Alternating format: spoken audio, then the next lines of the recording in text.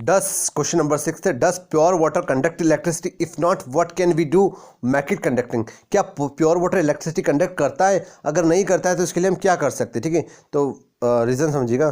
Pure water does not conduct electricity as it does not contain any type of salt, क्योंकि उसमें कोई salt नहीं होता actually. जब तक कैटायंस एनायंस नहीं होंगे तो इलेक्ट्रिसिटी वो कंडक्ट कैसे करेगा? ठीक है, adding a small amount of common salt sodium chloride of NaCl will turn the water to a conducting medium. Okay, next question is 7.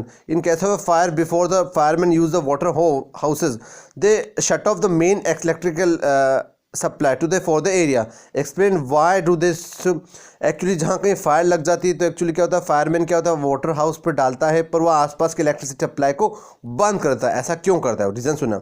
In case of fire, before the fireman use the water house, the shut off the main electricity supply for the area because water sprayed from the house might conduct electricity which may come in contact with the electrical applicants। अगर पानी continue किसी आसपास से reason में चला गया तो वहाँ पे इलेक्ट्रिकल कॉन्टैक्ट में आ गया तो इलेक्ट्रिकल अपीयरेंस हो जाएगा और increase the chance of electricity passing.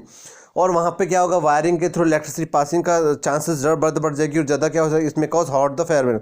उसकी वजह से क्या हो सकता है कि फायर ब्रिगेड जो है उसको प्रॉब्लम आ सकती है, उसको और आग पर इलेक्ट्रिसिटी अगर जनरेट होगी तो करंट फैल सकता है। Okay, A child staying in a coastal region tests for the drinking water and also the sea water with his tester, है ना। एक्चुअली वो कोस्टल रीजन में रह रहा है, उसने ड्रिंकिंग वाटर को टेस्ट किया है, test the drinking water also the sea water with this, और टेस्टर की तो उसने ड्रिंकिंग वाटर को भी टेस्ट किया और टेस्टर की तो उसने सी वाटर को भी टेस्ट किया। ठीक है, he finds that the compass needle reflects more in the case of sea water.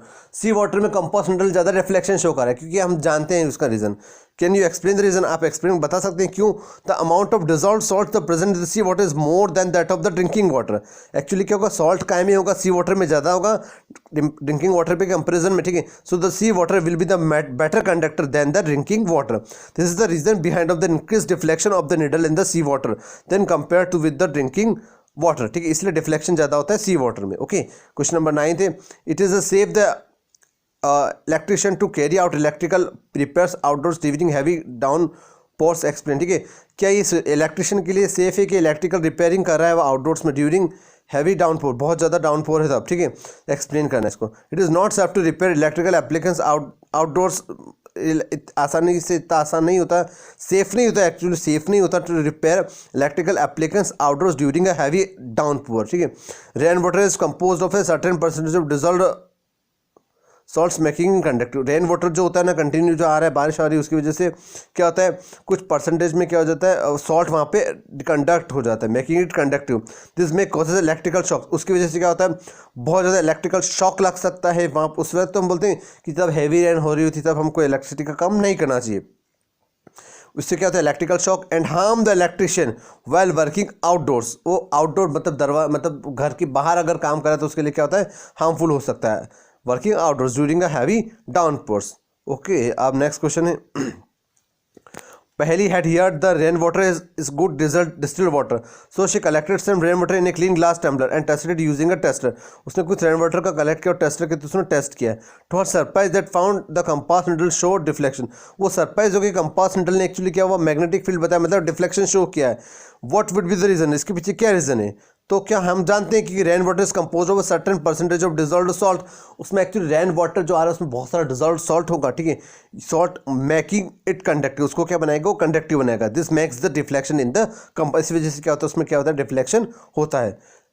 Question number 11 next है, prepare a list of objects around you that are electroplated. वो हमको लिस्ट बनानी है जी कौन कौन से ऑब्जेक्ट के इलेक्ट्रोप्लेटेड है। ठीक है, तो chromium plating this is done on the exterior parts of the automobiles in order to obtain shiny appearance.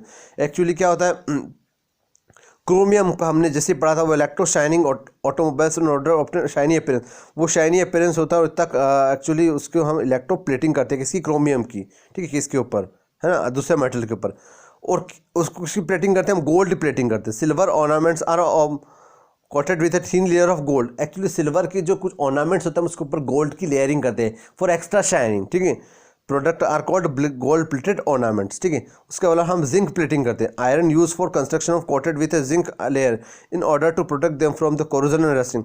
Iron पे हम जानते हैं कोरोजन और रस्टिंग होता है, उसी से उसको बचाने के लिए हम क्या करते हैं, एक्चुअली जिंक की कोटिंग करते हैं, जिंक प्लेट की कोटिंग करते हैं, कोटिंग करते हैं। ओके, अब क्वेश्चन नंबर नेक्स्ट है, ध्यान से क्वेश्चन नंबर 12 थे, क्वेश्चन नंबर 12 है the process that you saw in activity 14.7 is used for purification of copper. आपने कुछ प्यूरिफिकेशन ऑफ कॉपर की मेथड देखी थी, उसके अकॉर्डिंग पूछ रहा हुआ a thin plate of pure copper and a thick rod of impure copper are used as a electrode. हमने क्या देखा, एक तो थिन प्लेट थी प्योर कॉपर की और एक थिक रॉड एंड एक थिक रॉड थी इम्प्योर कॉपर की, हमने एज ए इलेक्ट्रोड यूज़ करी थी। Copper from impure rod is sought to be transfer to the into thin copper plate. Actually क्या हुआ, वो इलेक्ट्रोप्लेटिंग वाली प्रोसेस हमने पढ़ी थी, उसी की रीज़न के थ्रू एग्जांपल बताया गया है। Copper from the impure rod is sought to be transfer to the copper plate. Impure rod से कॉपर कहाँ पे, कॉपर प्लेट पे ट्रांसफर होता है। Which electrode should be attach to the positive terminal of the battery और then why. हम वो ये पूछ रहे हैं कि हम कौन सा इलेक्ट्रोड हमको पॉजिटिव टर्मिनल की तरफ क्या अटैच करना चाहिए और क्यों। सुनना ध्यान से अपना, ठीक है। The thick rod of the impure copper plate to be attach to the positive terminal of the battery. Thick rod हमको इम्प्योर की पॉजिटिव टर्मिनल की तरफ अटैच करना चाहिए because when electric current is pass through the copper plate sulphate solution, जब electric current copper sulphate solution से pass out होता है it gets dissociated into copper, वो कॉपर में डिसोसिएटेड हो जाएगा and sulphate into copper and sulphate. The free copper being positively charge, हम क्या देखते हैं फ्री कॉपर कैसा होता है, पॉजिटिवली चार्ज होता है, ठीक है।